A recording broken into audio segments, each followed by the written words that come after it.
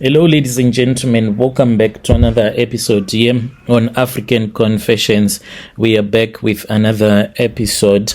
The first message that you're going to be listening to, it comes from a translation of a message that I received. Strange things indeed they do happen in this world. The message, it reads like this.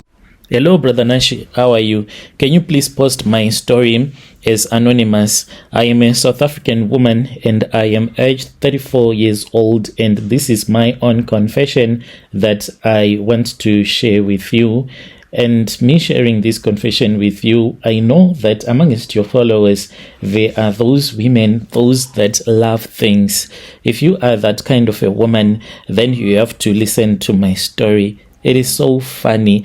I was thinking about it this other day and I actually laughed at myself, but it's more like laughing at yourself, yet you are still suffering. If I tell you that I sold my womb to a Nigerian man because he wanted to buy for me a phone that I desired so much in my life, this phone right now, like even if someone gives you that phone even for free, you can say that you do not want that phone because it is so outdated. You see these young girls, like right now, you find them sleeping with any man like I used to, but when they are older, maybe 10 years from now, you can start to regret thinking about why you had to sleep with a man maybe for an iPhone 15, iPhone 16. Do you know that in 10 years time, an iPhone 16 won't be that special, it won't be that expensive. It will be a phone that even a poor person will not even desire to own. So please, you have to listen to my story about what happened to me, because I loved things a lot and I wanted money as quickly as possible so that I can be able to buy an iPhone. And I ended up sleeping with a Nigerian guy that I met at a gig, and this guy told me plainly that he wanted to sleep with me and he would buy the iPhone for me the next day, but he was going to take my womb. And I said, what is a womb to me? I was drunk, by the way. I was someone that was always drunk at all the times. Even my parents, they had given up on me. They used to say that there is no hope for you because of the things that you do.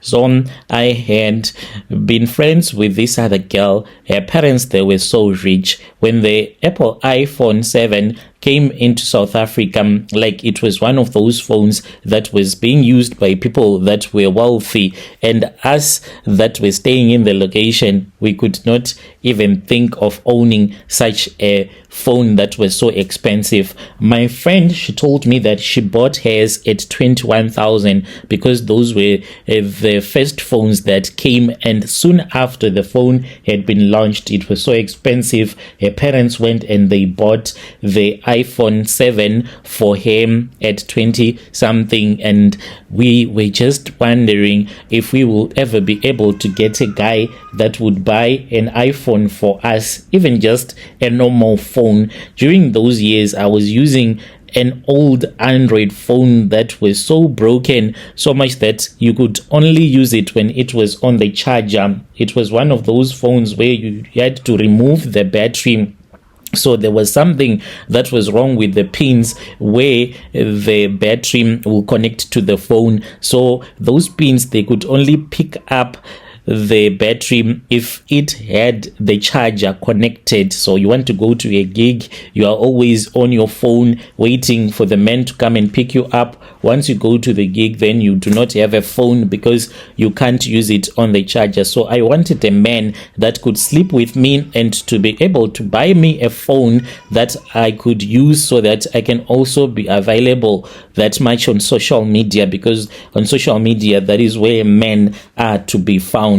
So when we were at the gig, we were with some Nigerians. There was an older guy, a Nigerian guy that had booked us. This was in the afternoon when he had booked us, and he had told us that he wanted to go with us out for a groove, and we said, hell yeah, let us do it. So whilst we were busy partying, there were a lot of Nigerians that were there. Then the guy came to me and he told me that he wanted to be with me, and I said, okay, if you want to be with me, but you need to know that I have my own conditions. And he asked me what were my conditions, and I said, I want you to buy me a phone. When I told him that I wanted him to buy a phone for me, I was not even sure about what I was telling him. I was not even sure at all. And then the guy, when he said to me, okay, it's fine, there is no problem, I'm going to buy for you an iPhone, which one do you want?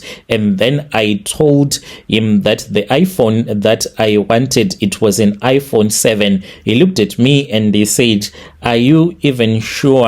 And I said, yes, this is the iPhone that I want. And he said, but you have to give me something that is valuable as much as the iPhone is valuable, because he told me that it was going 18K at this other iStore. And I was like, okay, no problem. What is it that you want? He said, how about we talk as we are going to my place? When we went into the car, that was when he said to me, let us get things first. Once we get things first, then you and we are going to my place. And I was like, okay, there is no problem at all.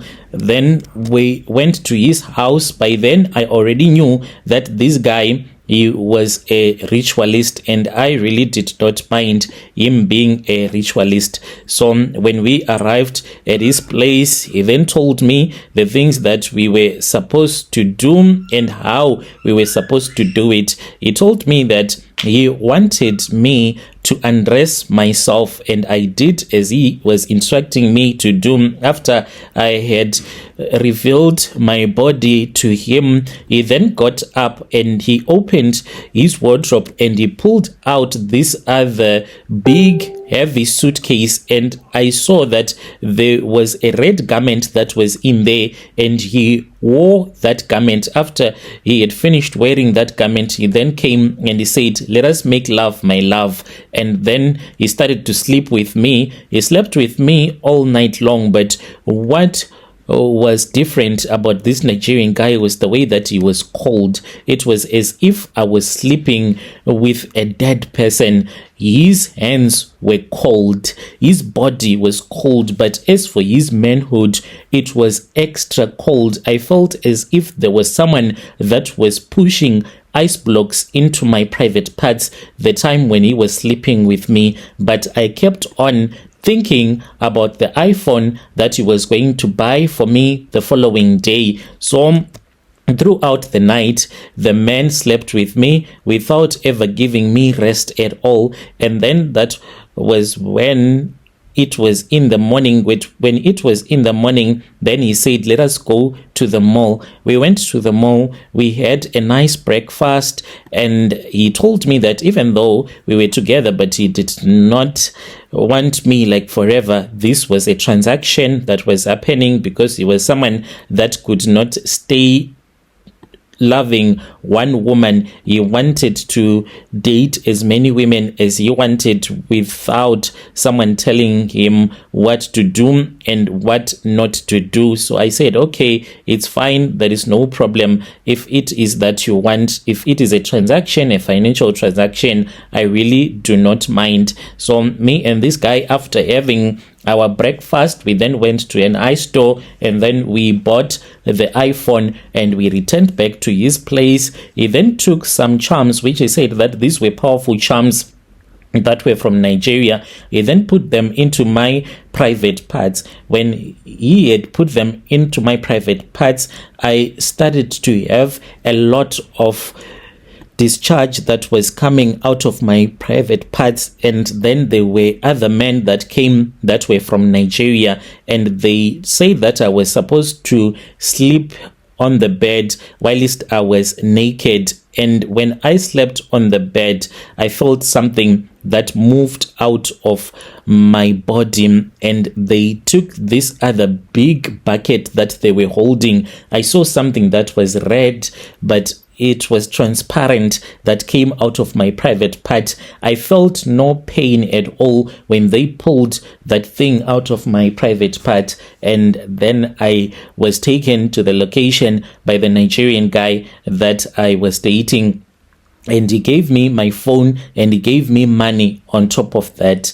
When this iPhone came out, everyone wanted to have the iPhone. All the girls, those that were slay queens from our location, they would come to me. Whenever they would come to me, they would ask me if it was possible for them to take their pictures that they wanted using my iPhone. So I was a talk of the town. But iPhones, they always come out. Brand new iPhones will always come out. By the time that there was another model that came to the market, I still had that iPhone. I struggled, but I went ahead with my education and I got a job.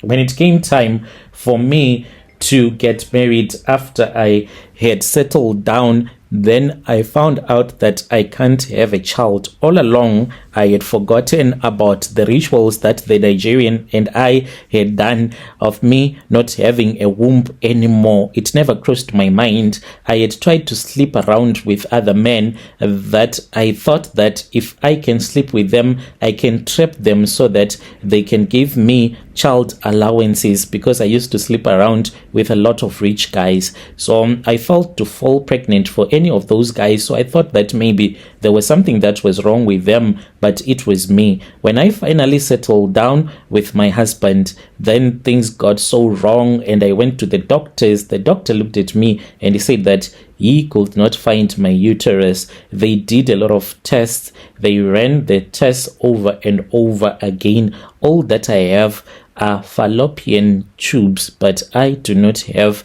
a womb, brother. So to other women that are out there, those that love money, know that in whatever that you do, there are consequences. Today you might have a man that is someone's husband that is buying a car for you. You might think that what he has done for you, it is something that is meaningful, but that car, maybe after 10 years, that car won't even matter anymore. You can even think about a Range Rover that was created maybe in 2008 or so. Do you think that such a car, if a man buys the car for you today, you will see it as something that is special? But there are other women right now that are sleeping with men that are involved in all of these occultic dealings, but yet those women, they will be looking at the cars that the men would be buying for them.